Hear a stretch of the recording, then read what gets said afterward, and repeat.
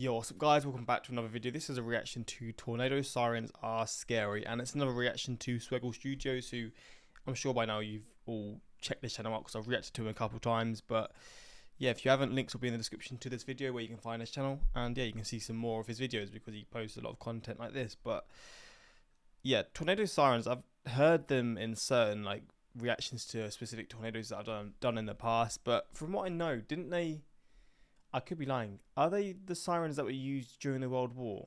I don't think they would have been used during the World War because I don't think the US had sirens during the World War.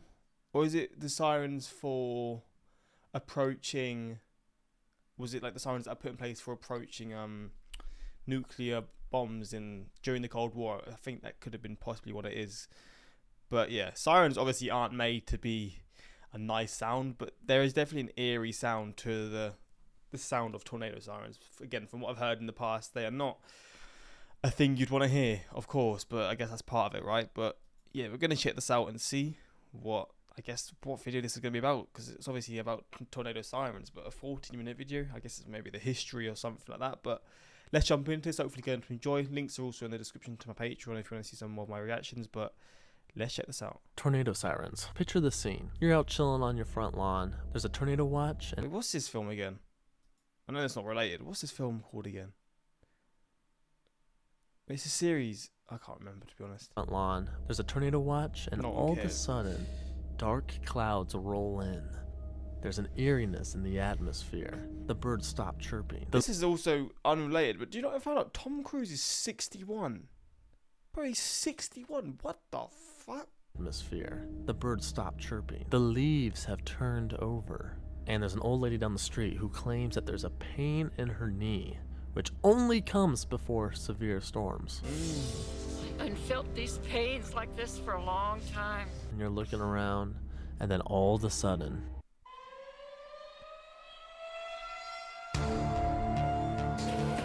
What is that? Here we go again. The tornado siren sound, and it's just straight up terrifying. These things sound creepy and scary as heck, but they sound scary for a reason. They serve an important role in warning you of an impending danger, such as a tornado or an atomic bomb. We'll get to that. Okay, so that is to do an atomic bomb. Okay, I knew it was from something like that. The shape of these things is scary. I mean, that square horn shape, they look scary, they sound scary. Perhaps that's why they make such great creepypasta internet lore cryptids. What the fuck? Some people absolutely love sirens.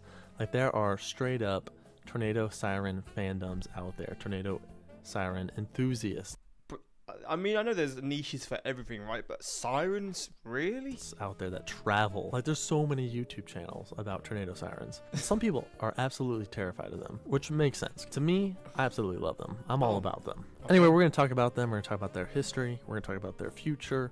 We're going to talk about different models, different sounds. We're going to talk about what I think are the creepiest sounding tornado sirens. Surely they would all just be the same. Because say you're someone who's come from a different state, maybe you wouldn't be as aware of the sound unless they all still sound somewhat similar. AKA civil defense sirens, AKA air raid sirens, because technically they're not meant for tornadoes. But before we get into any of that, be sure to subscribe for more tornado related content. Let's get in the video. Now, first things first, let's quickly talk about the history of sirens. Back in 1799, a Scottish physicist by the name of John Robison invented the very first siren. His initial intentions were to use his invention for the creation of beautiful music. It was for music? I guess it was a bit of a different sound, but goddamn, that was a strange turn of events to how they've led to what they are now. His device used a high-speed rotating disc with uniformly spaced holes all around it to make noise when a jet of air is propelled through it. Robison's innovation was further improved on in the 1800s by Cagnier de la Tour and Professor Joseph Henry. Here's an example of what Cagnier de la Tour siren sounded like.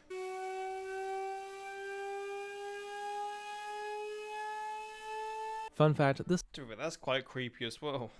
I'm not gonna lie, it's a slow build up to something that sounds quite intense. Siren could also work underwater. Many sirens of the 1800s were steam powered and often used as foghorns for lighthouses. Skipping ahead to the 20th century, we have the oldest still in use siren today, That is the Federal Signal Model 2. Another notable US siren during the 1930s was the DCOT siren. A lot of these sirens were used for fires, for other ways to get the public's attention, but I mean, you got the sirens from the Blitz in like London and the UK, or England, I guess the UK as well.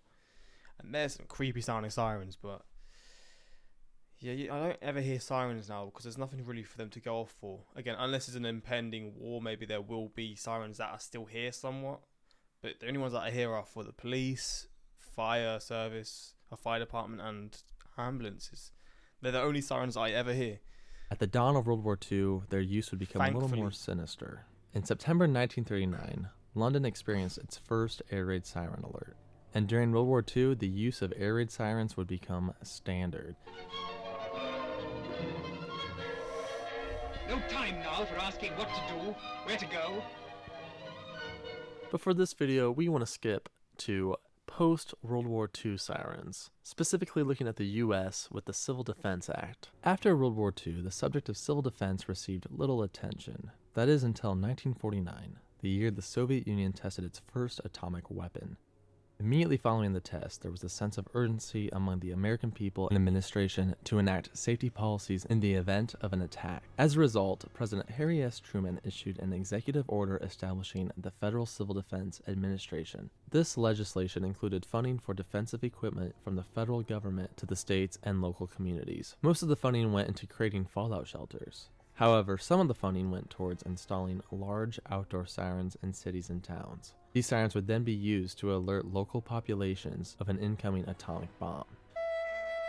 And if you hear it, as you drive in your auto, as you sit in your office, or work at your bench, wherever you are, what will you do?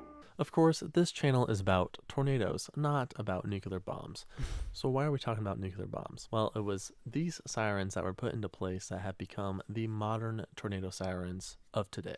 I mean, obviously they've updated some sirens, but the original tornado sirens were all federal civil defense sirens. Okay, but when did they start using sirens with tornado warnings? Well, let's talk about the history of tornado warnings real quick. During the 1880s, Sergeant John P. Finley of the U.S. Signal Corps conducted studies on tornadoes and the circumstances surrounding them. Using his observations, Finley started issuing tornado alerts for long periods of time over a wide geographic area, very comparable to the tornado watches we have today. Edward S. Holden created a short-term local tornado warning system based on Finley's research. This idea consisted of telegraph wires around the southwest corner of a town that would snap in strong winds. Alarm bells and a cannon would then automatically sound in the town in the event of a damaged telegraph circuit, which would be terrifying and cool.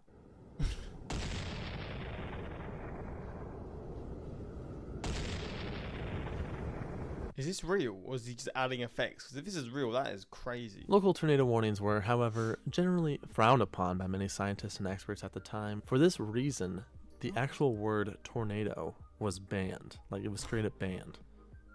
What? That is until the government began to start worrying about expensive military equipment on military bases located within tornado-prone areas. The first official tornado warning occurred in 1948 at Tinker Air Force Base. The first tornado warning was conducted by Major Ernst Fallbush and Captain Robert Miller. A tornado watch was issued at 1450 Central Standard Time and included a warning for Tinker Air Force Base between 1600 and 1800 Central Standard Time. This prompted the base to implement a tornado strategy for damage mitigation and employee safety.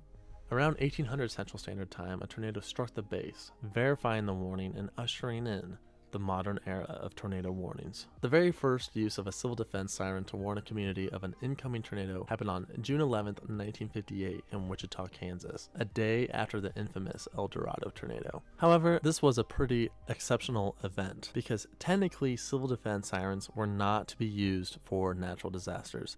They're meant strictly for nuclear bombs. The fact that Wichita used those, I'm glad they did.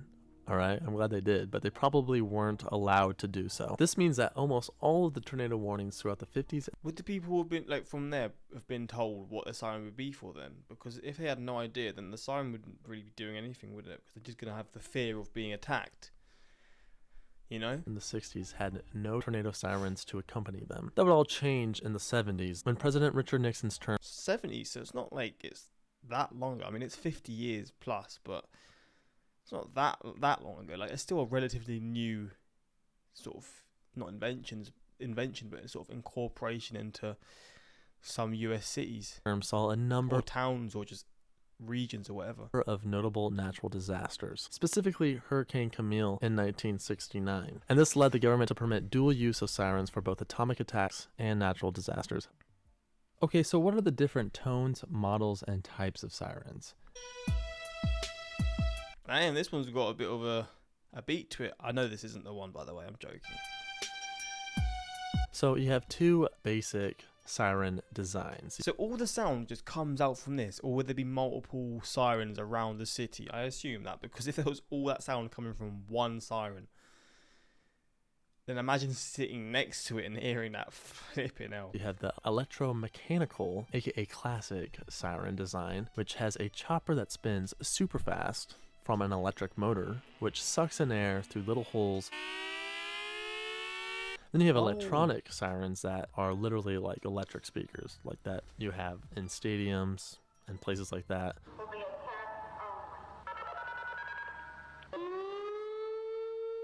So let's talk about some different siren alerts and what they mean. There's the alert sound, which is just a steady increased. This is typically used for tornadoes, at least historically speaking. It's been used for tornadoes and other natural disasters.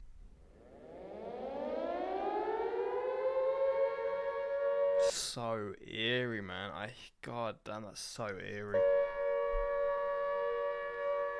And then there's the attack tone, which is it goes up and down, back and forth. It sounds a little bit like this.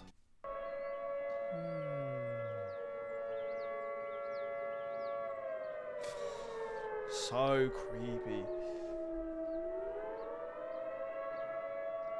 How long were they going for, by the way? So while the first one went, the other one goes.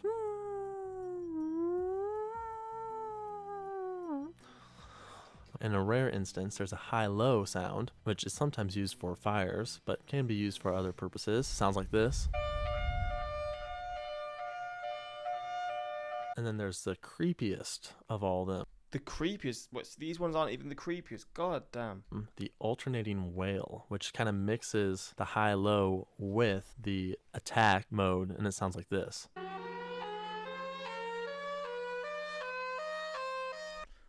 Why would this be used? This would be so... Oh, mate. Easily It's like you're in a flipping horror movie about to be attacked by a demon or something. the creepiest sound of all of them. And we'll talk more about that later. All right, let's talk about some siren tones. First off, you have a single tone siren, which can be different pitches, but it sounds like this.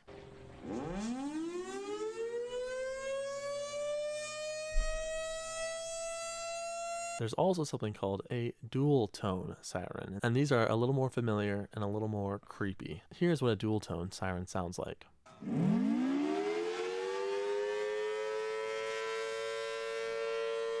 Comparing that back to the single tone.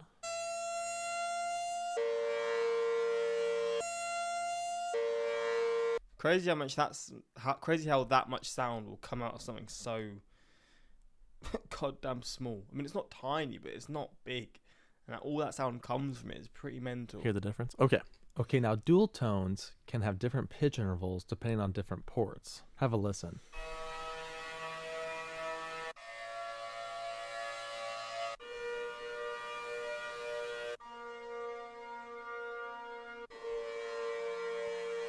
Can you hear the different pitch intervals? To me, the 810 sounds creepier. It's just got this like slightly angelic but slightly scary vibe to it.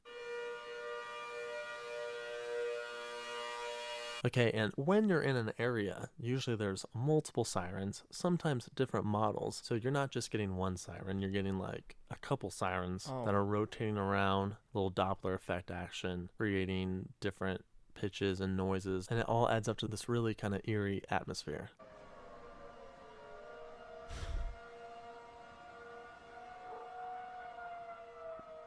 getting this in the middle of the night or when it's approaching night as well. Yeah, no, thank you, man. This video alone is grim for me, man. Personally, I just hate it. So here are some famous electromechanical siren models. Damn, it's quite peaceful. Okay, first off, we're gonna talk about the I love how it's just really like, it's just the intro before it gets into it. It's just some peaceful music, and then we get into the sirens. OG civil defense siren, the one from the early 50s, developed between 1949 and 1952. That is the Federal Signal Thunderbolt siren. Siren enthusiasts love this, and so do I. I mean, it looks pretty sweet, and it sounds pretty cool too. Let's have a listen.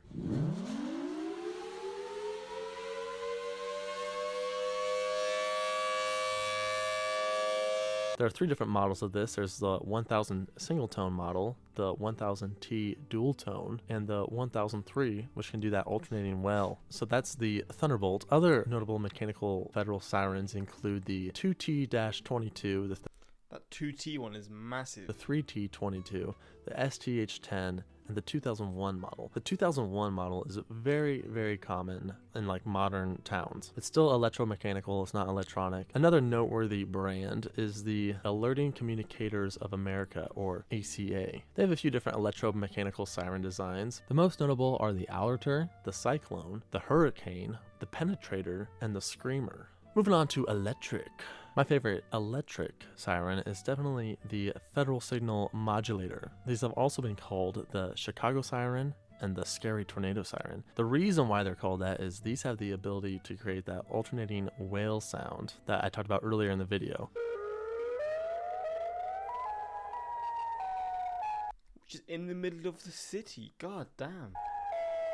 People think they sound creepy, and they definitely do sound pretty creepy, but they sound Nah, the wailing ones for me are creepier for sure. I don't like those ones, but the one where it goes up and then slowly down, they are the creepiest for me. pretty sweet as well. 2 other electric models I want to talk about are the Wheelin Vortex and the Wheelin WPS series. So another thing that can make electric sirens scarier than electromechanical sirens is the fact that you can use a recorded voice with these. So sometimes it'll be going off, and all of a sudden it'll be like, "Take shelter now." This is a test.